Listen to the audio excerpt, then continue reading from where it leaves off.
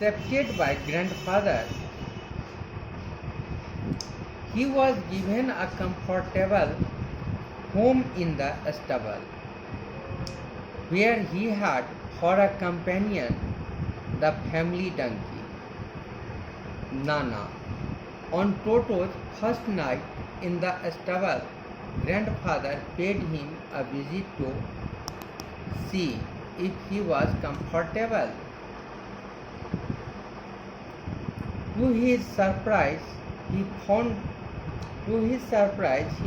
Nana without apparent cause, pulling at her halter and trying to keep her head as far as possible from a bundle of hay. तो जब टोटो को दादी जी ने पूर्ण रूप से स्वीकार कर लिया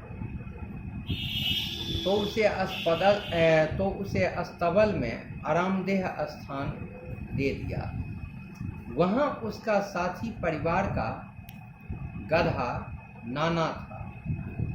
पहली रात को दादी जी टोटो को देखने गए कि क्या वह वहाँ पर आरामदायक तरीके से है, तो उन्हें यह देखकर बड़ा आश्चर्य हुआ कि नाना अपनी रस्सी को खींच रहा था और न जाने क्यों घास के एक ढेर से अपना सिर दूर हटाने का प्रयास कर रहा था। तो grandfather gave Nana a slap across her haunches, and she jerked back, dragging Toto with her. He had fastened onto her long ears with his sharp little teeth. तो दादाजी ने नाना के पिछवाड़े पर एक थप्पड़ मारा और उसने एक झटके के साथ अपना सिर पीछे हटाया। टोटो भी साथ में खींचा आया। टोटो नाना के लंबे कानों से चिपटा हुआ था और अपने तेज दांत उसके कान में गाड़ रखे थे। टोटो and Nana never became friends. नाना और टोटो कभी भी एक दूसरे के मित्र नहीं बन पाए। A great treat for Toto during cold winter evening was the large bowl of warm water given him by grandmother for his bath. He would cunningly test the temperature with his hand, then gradually step into the bath, first one foot, then the other, as he had seen me doing, until he was into the water up to his neck.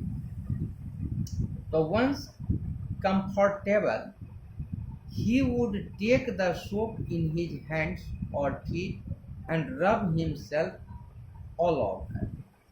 So when the water became cold, he would get out and run as quickly as he could to the kitchen fire in order to dry himself.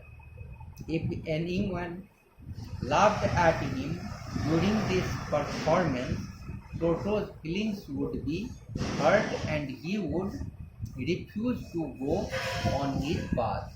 So one day, Toto nearly succeeded in boiling himself alive. तो सर्दियों के समय में जब कभी भी सायंकाल के समय टोटो की एक बड़ी खातिर यह होती थी कि दादी जी उसे एक बड़े से बर्तन में नहाने के लिए गर्म पानी दिया करती थी।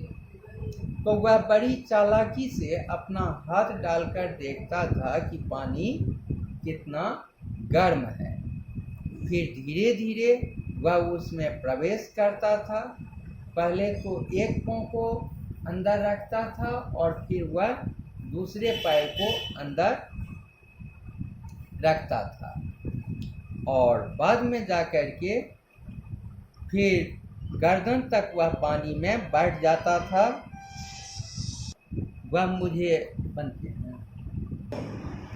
वह पानी में जाता था। पहले वह हाथ डाल करके देखता था और पानी कितना गर्म है वो उसका अंदाज़ा लगाता था, और फिर धीरे धीरे वह उसमें प्रवेश करके अपना पाँव और फिर पूरा गर्दन तक पानी में बैठ जाता था। वह मुझे ऐसा करते देखा करता था। फिर आराम से बैठकर अपने हाथों या पाँव में साबुन मला करता था। तो जब पानी ठंडा हो जाता था तो वह पानी से बाहर निकलकर दौड़कर रसोई में चूल्हे के सामने अपने आप को सुखाने के लिए बैठ जाता था। और फिर यदि कोई उसे ऐसा करते देखकर हंस पड़ता तो टोटो फिर नहाना बंद कर देता था।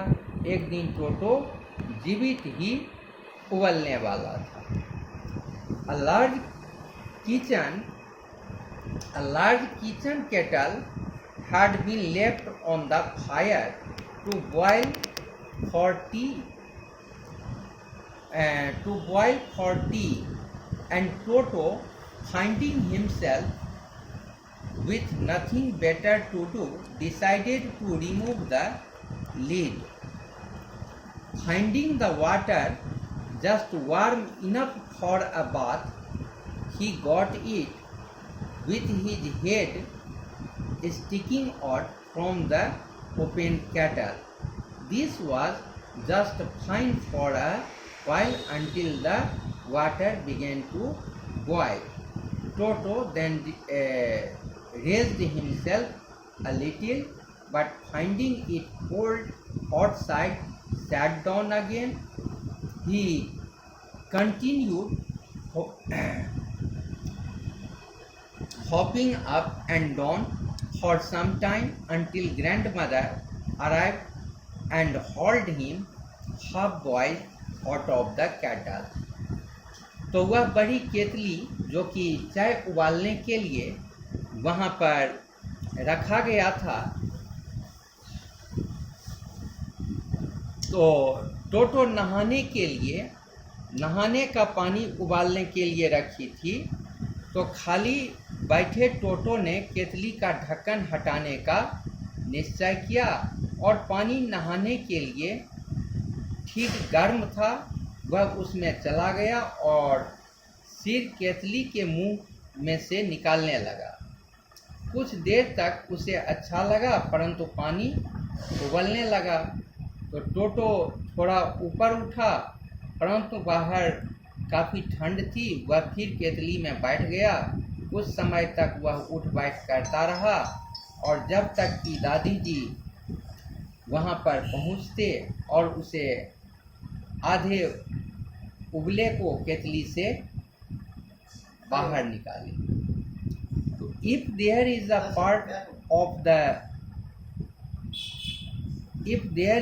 part of the brain especially devoted to mischief, that part was largely developed in Toto.